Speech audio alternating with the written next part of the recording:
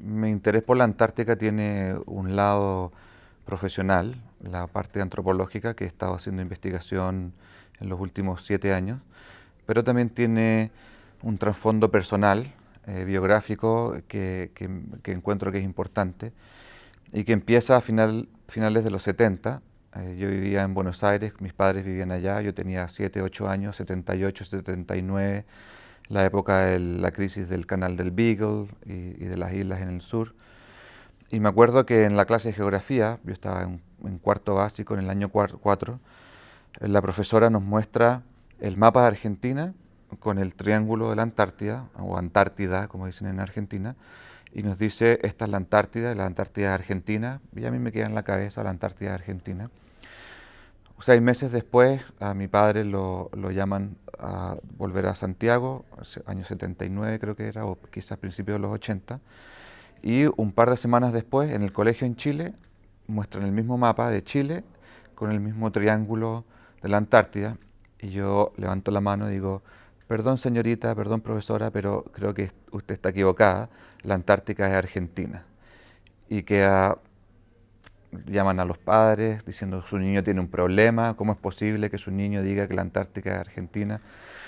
Y ese fue, no voy a decir que fue un trauma, porque fue una situación algo jocosa y divertida, pero siempre me quedó dando vuelta y cuando era niño no sabía dibujar y nunca aprendí a dibujar, pero dibujaba mapas y pasaba horas y horas dibujando mapas y me encantaba y era muy bueno para dibujar mapas y me encantaba dibujar el mapa de la Antártica. Entonces la Antártica siempre como que estuvo en algún lugar de la mente o de la memoria o estaba ahí presente y ausente, latente y manifiesta.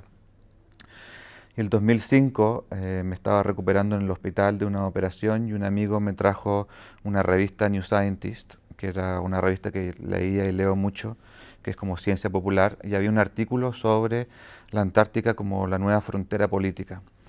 Y yo dije, ahí como que me salió toda la memoria la Antártica y dije, este es un proyecto que quiero hacer. Si salgo de aquí del hospital, quiero dedicarme a eso y terminé los proyectos que estaban haciendo y me obsesioné con ir a la Antártica y encontré que era un proyecto antropológico único y así ha sido en los últimos 7 años.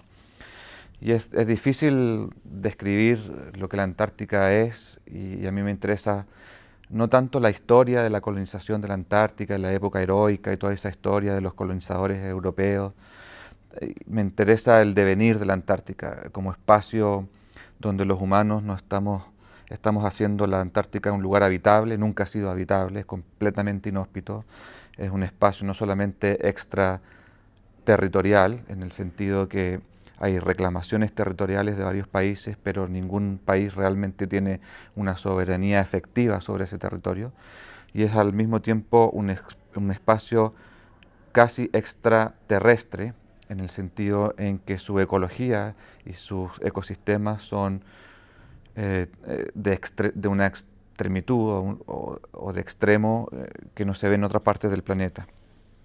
Entonces la Antártica, que de partida fue imaginada desde los griegos, la palabra Antártica significa el anti-ártico, y el ártico era una palabra de origen griego que era la Osa Mayor, eran las estrellas que se ven desde el hemisferio norte.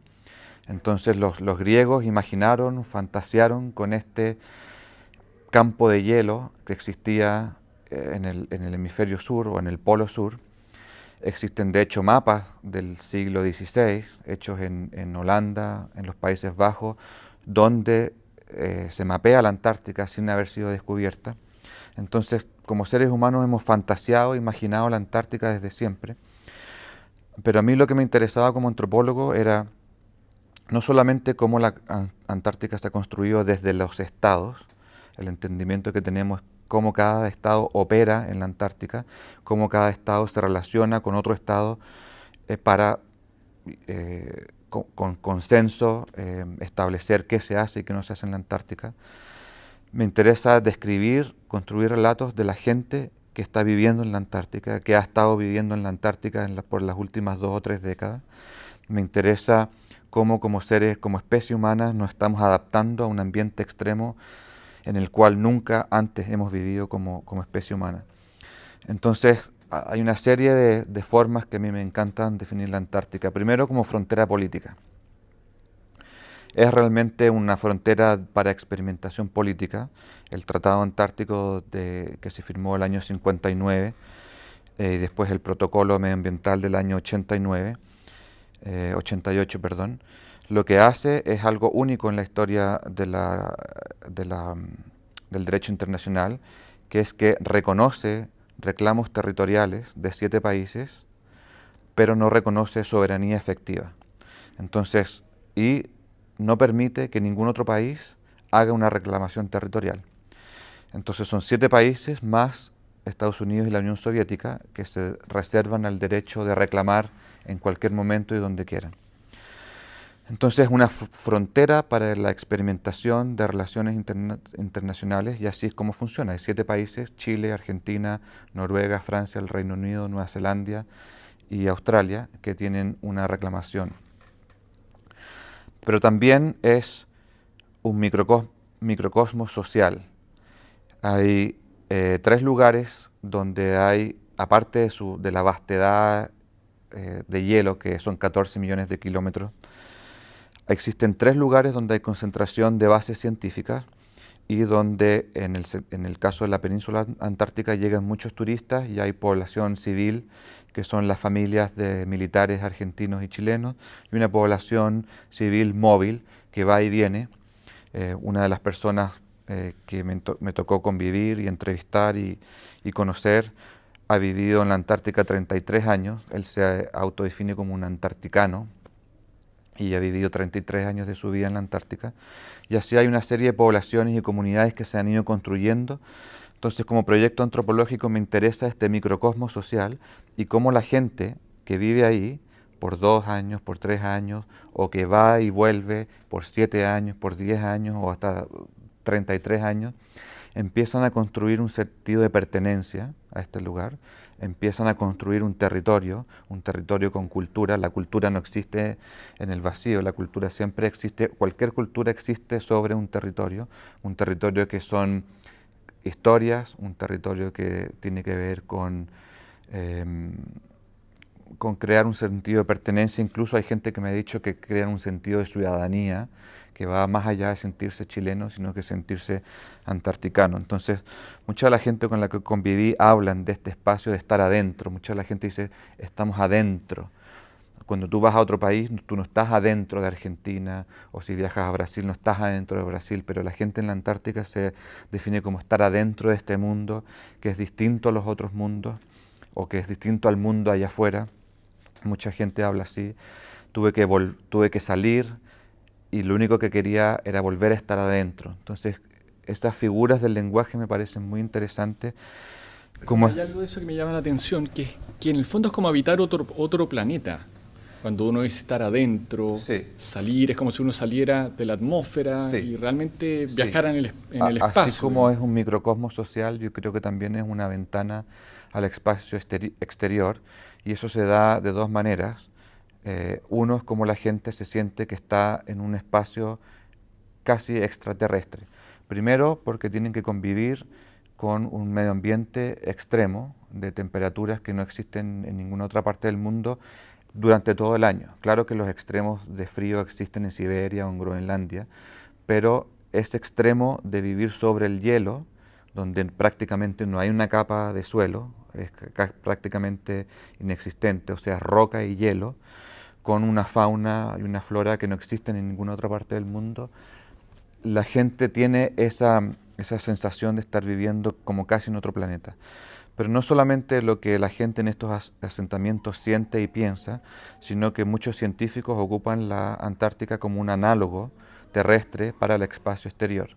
Astrofísicos y astrobiólogos están haciendo mucha investigación porque es uno de los ambientes más extremos y que más se parece a los lugares donde los astrobiólogos están buscando vida de microorganismos. Obviamente no se está buscando vida inteligente, pero se está buscando vida a nivel de microbiología. No es solo una manera de pensar vida en otros planetas, sino que también la Antártica es como una especie de laboratorio para imaginar el futuro, en cierta forma, Sí. ¿no? Si tú ves la definición de la Antártica, mucha gente dice es un laboratorio de la ciencia, y yo creo que sí lo es, por la cantidad de investigación científica muy importante. La investigación científica en la Antártica en el fondo es como una forma de tomar la medida del resto del planeta, pero también es un laboratorio social, como experimento social, experimentos políticos, y es un experimento también social en la forma en que los humanos van a vivir o colonizar otros planetas, que tiene que ver con la combinación de ciencia militar, logística militar relaciones internacionales, de cooperación internacional. Entonces, de alguna forma bastante seria, es un experimento de cómo es posible colonizar otros planetas como Marte o como las lunas de Júpiter, la luna de Europa y Enceladus, que son tan cubiertas de hielo y que tienen un mar interior. Entonces hay una serie de similitudes para usar la Antártica como un análogo y un experimento como un stepping stone, como una piedra de toque para lo que viene. Entonces es una forma muy importante de pensar el futuro, y ahí es donde se vincula con mi interés de la antropología del futuro, cómo pensar la Antártica antropológicamente como un espacio futuro.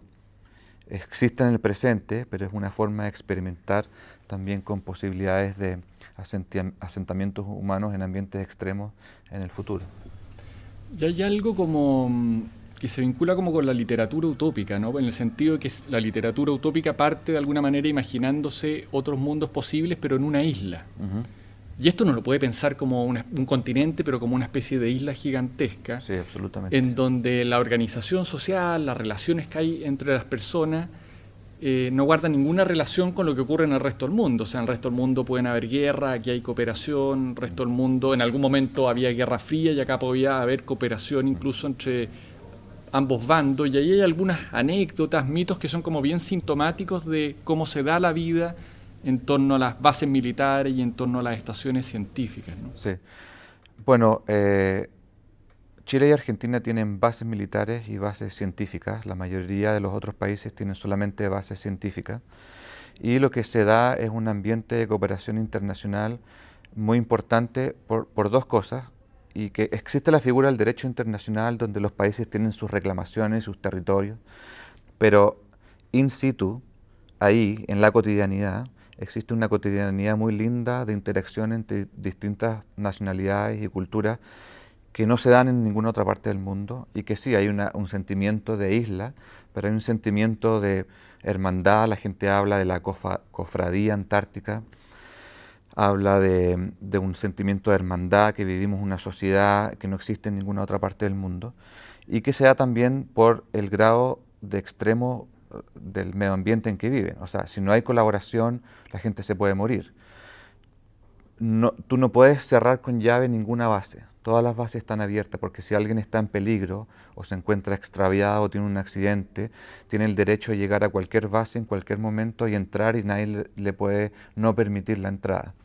Muchas de las bases donde yo trabajo, que es en la isla Rey Jorge, en la península Fildes, que es un área que no tiene hielo en el verano, donde hay bases de Rusia, de China, de Corea, de Argentina, de Uruguay, de Brasil y de Chile, 3 bases de Chile, 2 militares y una civil, la base Julio Escudero del Instituto Antártico Chileno. Y la base rusa y la chilena están inmediatamente próximas, o sea, están a 100 metros de distancia. Cuando la gente hace reuniones entre ellos, como tienen horarios diferentes, Rusia funciona 1 hora antes, entonces tú dices, tengamos una reunión, y tú tienes que decir horario chileno, horario ruso, entonces tienes que atrasar o adelantar el reloj, pero tienes que caminar 100 metros. Y durante la dictadura en Chile había prohibición de que los chilenos se relacionaran con los soviéticos, no podían hablar, pero en ese ambiente es imposible, porque, como te digo, la hermandad y la cofradía antártica, si no la tienes, no puedes sobrevivir. Entonces había una historia que me contaron los rusos de que había un fantasma chileno que de vez en cuando dejaba una botella de licor para hacerlos pasar el tiempo, porque los rusos, el barco ruso va 1 vez al año nomás. Entonces la situación de precariedad que tiene esa base rusa no es comparable con los chilenos. Entonces después de un tiempo preguntaron, ¿y por qué el fantasma nos viene a regalar esta botella de licor? Y un chileno responde que las personas tenían prohibición, pero los fantasmas no. Entonces no había prohibición para los fantasmas de regalarle a los rusos. Y está lleno de historias así. ¿Cómo hacía el fantasma, digamos? El fantasma se tapaba con una sábana, entonces los rusos lo veían por la ventana y decían, ahí viene el fantasma, pero no podían decir que era una persona chilena, sino que el fantasma les regalaba la botella de pisco o la botella de licor que tenían. Y así está lleno de historias. También hay una historia de supervivencia, de rescatar instrumentos científicos, gente que se comunica con dibujos porque a lo mejor no saben, se hacen competencias atléticas, competencias de ajedrez, competencias de cine, competencias culturales. La base rusa está llena, tiene una biblioteca maravillosa con libros de literatura rusa, de Tolstoy, de Dostoyevsky, entonces tú puedes ir ahí y tener una biblioteca impresionante. Los chinos tienen un estadio de ping-pong, entonces hacen competencias atléticas, celebran el Año Nuevo chino, donde invitan a todas las bases y hacen el dragón chino, que van por todas las partes. Entonces, cada país transporta su cultura, cada estado transporta su cultura, pero ahí se da una forma de interculturalidad muy interesante, que es un paraíso para los antropólogos, porque es un asentamiento contenido. Entonces, muy interesante de estudiar antropológicamente, pero también está al lado, como tú mencionas, de la literatura utópica. La Antártica ha sido una fuente de inspiración para la literatura utópica, entonces existen ovnis, existen razas alienígenas, existen historias alternativas, y una de las más interesantes es de esta mujer que mencioné, Ursula K. Le Guin, que escribió un relato corto a principios de los 80 también, que se llamaba El Sur, donde unas mujeres peruanas y chilenas llegaban al Polo Sur antes que los exploradores masculinos en 1911 y crea un relato paralelo feminista de cómo, como una crítica de cómo la Antártica ha sido siempre construida como un espacio femenino, que el explorador europeo y masculino descubre, domina, penetra. Entonces, parte de mi trabajo antropológico fue no solamente crear un relato etnográfico a partir de entrevistas, a partir de siguiendo a microbiólogos, astrofísicos y glaciólogos, sino que meter un elemento de ficción para construir un relato más profundo que me permitiera relatar este lugar que yo estaba observando, que la etnografía me quedaba corta, entonces necesitaba una profundidad para poder dar cuenta a una persona que a lo mejor nunca ha ido o no conoce, nunca va a ir, de esta frontera política, de este microcosmos humano, de esta ventana al espacio exterior, de este organismo viviente agarrado en el Polo Sur, porque realmente la Antártica es como un organismo viviente, como a lo mejor tú sabes, en invierno se expande 1000 kilómetros y en verano se achica y se expande y se achica, y es como que estuviera respirando y se agranda, se achica. Entonces, ¿cómo capturar esa profundidad de este espacio? La etnografía quedaba corta, el cine documental quedaba corto y la ciencia ficción tampoco me daba. Entonces ahí fue como experimento académico y creativo, artístico, fue donde se me ocurrió mezclar estos elementos y crear una etnografía audiovisual o un documental que mezclara ciencia ficción, antropología, videoarte y un poco de documental político. 今お聞きになりますか? If I have to. よろしいのですね?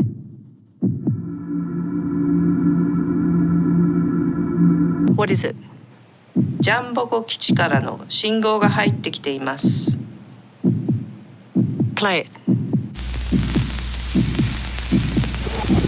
Crack it. ループメッセージのようですが、 What does it say?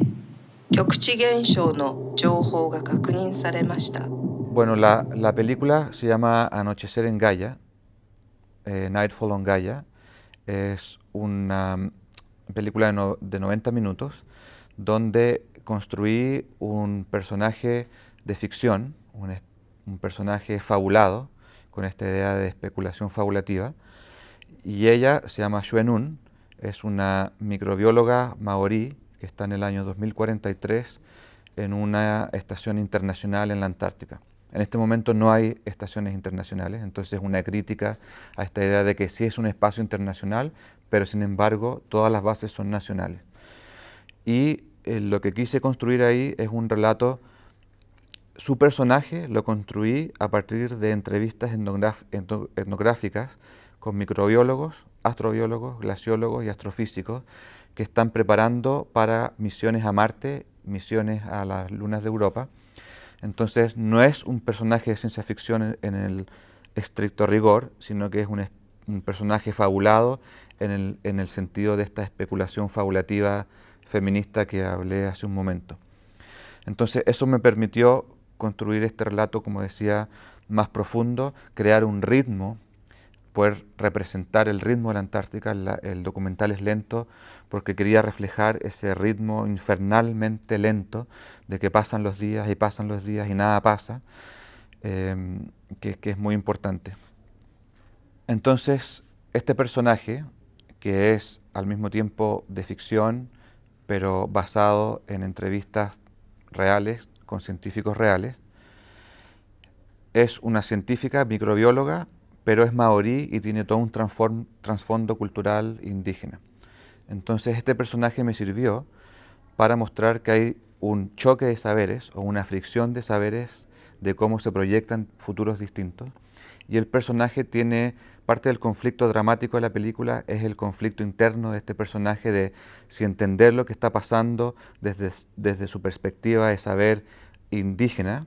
Ella viene y la actriz que personifica al personaje es maorí, y ella está trabajando con su clan en Nueva Zelanda, con mujeres que son aquellas que ven más allá de la niebla y que pueden ir al futuro y al pasado. Entonces jugamos con esa realidad de ella, de la actriz, para construir este personaje, pero la lucha dramática está con su otra parte que es científica, que está tratando de explicar lo que pasa con su racionalidad científica. Y al final que no queda ni abierto ni cerrado, pero me permite también hablar de cómo la antropología se ha preocupado no solamente de construir un futuro a partir de visiones ancestrales de pueblos indígenas, sino que toda una rama de la antropología que estudia laboratorios científicos y el rol de la ciencia y la sociedad, o la construcción social de la ciencia como una práctica cultural. Así que me dio pie para también hacer una investigación de cómo la Antártica es una especie de farmacopea. Muchos de los científicos que entrevisté les hacía una pregunta muy fácil, muy simple, pero muy compleja, que era: dime en una frase o en una palabra qué es la Antártica para ti. Y muchos, por no decir la mayoría, sobre todo biólogos, me decían: la Antártica es la mayor fuente de material genético que existe en el mundo. Entonces esa idea de la Antártica como material genético es muy fuerte porque muchos países, estados y privados están invirtiendo en la prospección de microorganismos que les llaman extremófilos, y es una palabra muy linda, extremófilo, que es amante de los extremos, que son organismos que pueden no solamente sobrevivir, sino que realmente viven o se expresan en estos ambientes extremos, y lo que hacen es cultivarlos, hacer una secuencia genética de DNA, y después extraen proteínas, y esas proteínas se venden y se pueden insertar en otros productos, en tomates, en pescados, en la industria de los frigoríficos, en la industria de los farmacéuticos, en la industria o sea, una serie de industrias donde estos microorganismos tienen un rol fundamental. Entonces hay todo un giro en la biología que es muy interesante de analizar desde la antropología. Los biólogos son los que realmente han empujado los límites de lo que entendemos por vida ahora. Los primeros microorganismos extremófilos que se descubrieron fueron en el parque Yellowstone en 1974, donde encontraron que estos organismos vivían a temperaturas que se pensaba que era imposible que existiera vida. Entonces en la Antártica hay muchas empresas y estados que están invirtiendo en esto. Por ejemplo, la industria frigorífica, para mantener alimentos congelados por más tiempo, se extraen enzimas de estos microorganismos para poder generar estos estas cadenas de enfriamiento más largas. En fin, hay todo un estudio ahí antropológico. También he seguido a glaciólogos que están haciendo testigos de hielo, donde pueden generar un modelo del pasado de la Tierra de hasta 2.7 millones de antigüedad, y así también generar modelos de climas futuros o de ecosistemas futuros. Así que es toda una forma antropológica de entender la ciencia como cultura, que es muy interesante en la Antártica.